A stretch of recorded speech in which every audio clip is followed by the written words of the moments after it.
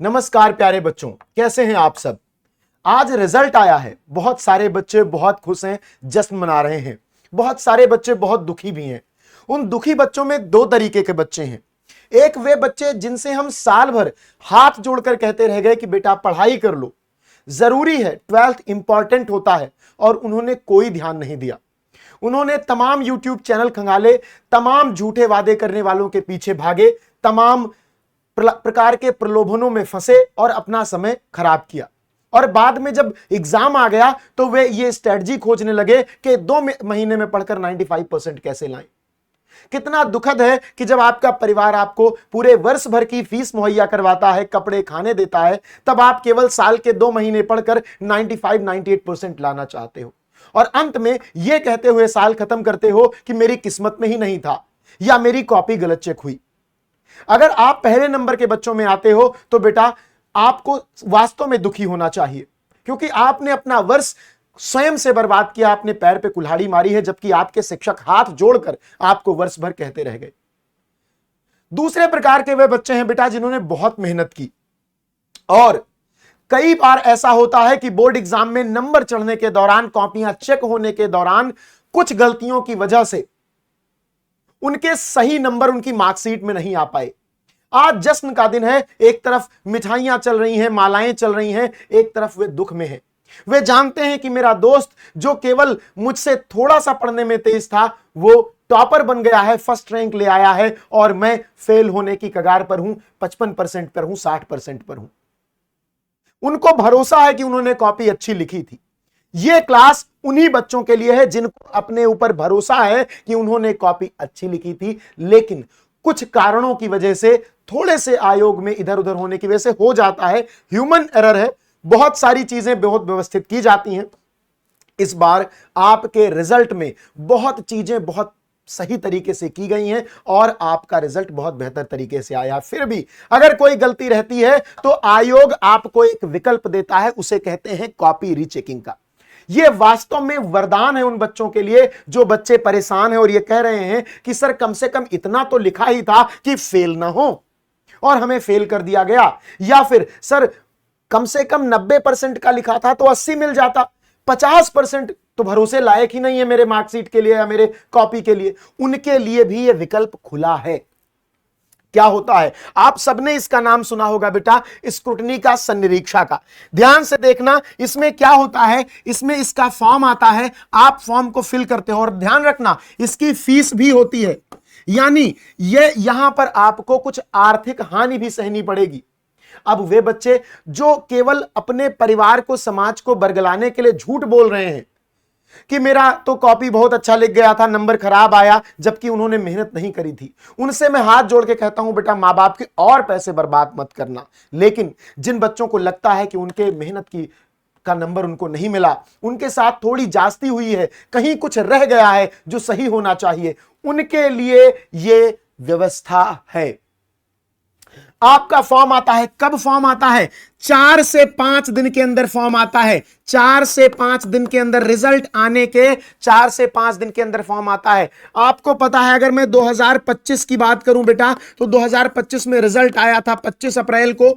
Result आया था 25 अप्रैल को, और आपका स्क्रूटनी का फॉर्म आया था। स्क्रूटनी का फॉर्म आया था बेटा 28 अप्रैल को। कब आया था? 28 अप्रैल को। इस बार रिजल्ट आपका आया है 23 अप्रैल को, तो आप इसी हिसाब से देख लो कि स्क्रूटनी का फॉर्म कब आएगा। 2 से 3-4 दिन के अंदर आ जाता है, क्योंकि आयोग भी नहीं चाहता कि बच्चों का समय खराब हो और बच्चे डिप्रेशन में रहें। जल्दी से स्क्रूटनी करवा के अपना सही नंबर देख लें। इस बात को बहुत क्लियरली मैं बताने वाला हूं, लास्ट तक देखना, पूरा प्रोसेस बताऊंगा। और मैं बार बार कह रहा हूं, पैसे तभी खर्च करना बेटा जब तुम्हें खुद पर भरोसा हो। मां बाप का वैसे ही साल भर में बहुत पैसा, बहुत हिम्मत, बहुत साथ खराब हो चुका है। और मैं एक बात और हाथ जोड़ के कहूंगा कि कम से कम अपने जूनियर्स से यह कह के जाना कि जो तुमने गलती की वो न करें। साल भर मेहनत करके पढ़ें, क्योंकि बोर्ड एग्जाम का इंपैक्ट दिमाग पर जीवन भर रहता है। वो मार्कशीट जीवन भर वैल्यूएबल होती है।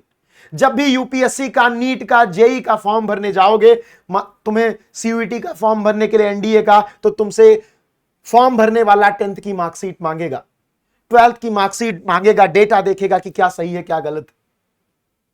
तो वो तुम्हारे नंबर भी देखेगा, जिसको तुमने अपनी मेहनत न करने की आदत के कारण खराब कर लिया। तो अगर तुम इनमें से हो जिन्होंने मेहनत ना करने के कारण रिजल्ट खराब किया है, तो तुम अपने ऊपर पुनर्विचार करो। और अगर तुम इनमें से हो जिन्होंने लिखा है और लगता है कि नंबर मुझे सही नहीं मिला, तो यह स्क्रूटनी केवल तुम्हारे लिए आयोग करवाता है। स्क्रूटनी में तुम्हारी कॉपी पुनः देखी जाती है कि कहीं गलत नंबर तो नहीं जोड़ दिया गया, कहीं इस बच्चे का यहां पर 5 नंबर दिया गया था, केवल 4 ही तो नहीं चढ़ा, और फिर तुम्हें पूरा नंबर मिलता है। बेटा इसकी आगे जानकारी पूरी बताता हूं। रिजल्ट आने के 4 से 5 दिन के अंदर आ जाता है। अब मैंने आपको बताया आपका आया है 23 अप्रैल को रिजल्ट। अप्रैल को मैं आपसे बहुत भरोसे के साथ कह सकता हूं कि 25 या 26 अप्रैल को 25 या 26 अप्रैल को आपका स्क्रूटनी का फॉर्म बेटा आ जाएगा। 25 या 26 अप्रैल को स्क्रूटनी का फॉर्म आ जाएगा। एक जो सबसे बड़ी बात, कितना फीस लगेगी बेटा, प्रत्येक सब्जेक्ट के लिए 500 रुपए फीस लगती है। यह बात मैं यहां बता दे रहा हूं। जैसे मान लो हिंदी है तो हिंदी के लिए 500 रुपए लगेगी फीस, ठीक है। ऐसे ही तुम्हारी इंग्लिश है तो जितने सब्जेक्ट तुम भरते जाओगे उतने 500 रुपए फीस लगती जाएगी। लेकिन अगर तुम्हारा फिजिक्स है PHYSICS, ठीक है, और तुम्हारा इसमें तुमको स्क्रूटनी करवाना है, तो इसमें स्क्रूटनी का 2 तरीका होता है। एक तो तुम केवल सब्जेक्ट की करवाओगे, ठीक है, और एक तुम अपने प्रैक्टिकल की भी स्क्रूटनी करवा सकते हो। प्रैक्टिकल की भी, सब्जेक्ट की स्क्रूटनी 70 नंबर में होती है, प्रैक्टिकल की 30 नंबर में। लेकिन यहां एक बड़ा पेच है कि सब्जेक्ट का भी 500 रुपए लगता है और प्रैक्टिकल का भी 500 रुपए लगता है। यानी अगर तुम फिजिक्स के या केमिस्ट्री के, फिजिक्स के या केमिस्ट्री के, या फिर तुम बायोलॉजी की बात कर लो, जिन सब्जेक्ट में प्रैक्टिकल होता है बेटा, उन सब्जेक्ट में सब्जेक्ट के लिए 500 अलग, प्रैक्टिकल के लिए 500 अलग, यानी 70 नंबर के लिए 500 अलग और प्रैक्टिकल के 30 नंबर के लिए 500 अलग, 1000 रुपए स्क्रूटनी का लगता है। तो अगर कोई बच्चा 5 के 5 सब्जेक्ट की स्क्रूटनी करवाता है और उसका बायोलॉजी है, तो आप जान लो कि उसका फीस हुआ स्क्रूटनी का 4000 रुपए। 4000, हाँ 4000। अगर उसका मैथ है तो उसका कितना हुआ, 1000, 2000, 3000, 3500 रुपए, ठीक है। कैसे करना है सारी बात बताऊंगा, एंड लास्ट तक बने रहना है और सबके साथ शेयर कर देना बेटा। बहुत बच्चे परेशान हैं। 50 लाख बच्चा, 10th का 27 लाख बच्चा, 12th का 24 लाख बच्चा, इतना बच्चा एग्जाम देता है और सबकी स्क्रूटनी होती है, चाहे साइंस के हो चाहे आर्ट्स के, सबके साथ शेयर कर देना। तो प्रैक्टिकल वाले स्टूडेंट्स ये जान लें कि प्रैक्टिकल का 500 अलग लगेगा, सब्जेक्ट का 500 अलग लगेगा, ठीक है। हिंदी, इंग्लिश या मैथ्स जो 100 नंबर के होते हैं उनका केवल 500 लगेगा। आपका फॉर्म 25 से 26 अप्रैल के बीच में आ जाएगा। यह आपकी वेबसाइट है माध्यमिक शिक्षा परिषद की, यहीं पर स्क्रूटनी का फॉर्म आएगा, यहां पर आपको दिखाई पड़ेगा। इधर 10th का, इधर 12th का, आप क्लिक करोगे और अपना फॉर्म भरना शुरू करोगे। मैं आपको बता देता हूं, ऐसे स्क्रूटनी का फॉर्म आपको दिखाई पड़ेगा। यह 2025 वाला स्क्रीनशॉट है, मैं आपको दिखा दे रहा हूं। यहां पर आपको हाई स्कूल का दिखेगा बेटा, यहां पर आपको हाई स्कूल का, जब आप क्लिक करोगे स्क्रूटनी पर तो यहां हाई स्कूल का और यहां पर इंटर का दिखेगा, और यहां पर आपको ट्रेजरी का फॉर्म दिखेगा। यहां से आप ट्रेजरी का फॉर्म डाउनलोड कर पाओगे। ट्रेजरी का फॉर्म, ट्रेजरी का फॉर्म क्या होता है? ट्रेजरी का फॉर्म यानी चालान का फॉर्म। अब इसको थोड़ा सा समझ लो। मान लो तुम क्लास 12th में हो या 10th में हो, ठीक है, और तुम्हें इंग्लिश विषय की, दोनों के लिए बता रहा हूं क्योंकि इंग्लिश में दोनों में, मान लो 10th में हो, नहीं बल्कि 12th में हो, और तुम्हारा इंग्लिश विषय की तुमको स्क्रूटनी करवानी है, इंग्लिश की या हिंदी की या मैथ की, ऐसे सब्जेक्ट जो केवल 500 रुपए में हो जाएंगे, ठीक है। मैथ्स की तो तुमको इसमें से किसी एक सब्जेक्ट की करवानी है तो तुमको 500 रुपए का चालान बनवाना पड़ेगा।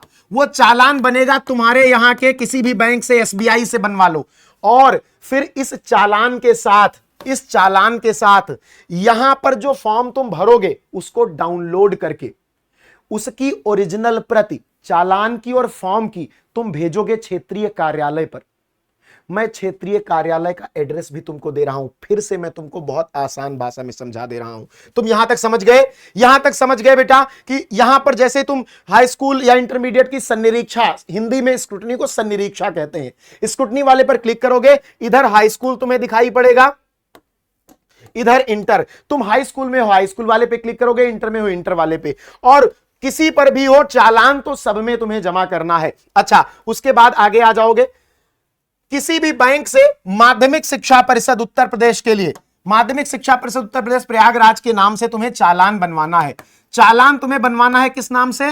माध्यमिक शिक्षा परिषद उत्तर प्रदेश के नाम से किसी बैंक से चालान बनवा लेना है। तो अब समझो, ठीक है। सबसे पहले तुमने वेबसाइट पर लॉगिन किया, सबसे पहले तुमने वेबसाइट पर लॉगिन किया, अपना रोल नंबर डाल के तुमने चालान डाउनलोड किया। तुम्हें 2 सब्जेक्ट का भरना था, तुमने 1000 रुपए का चालान बनवा लिया बैंक में।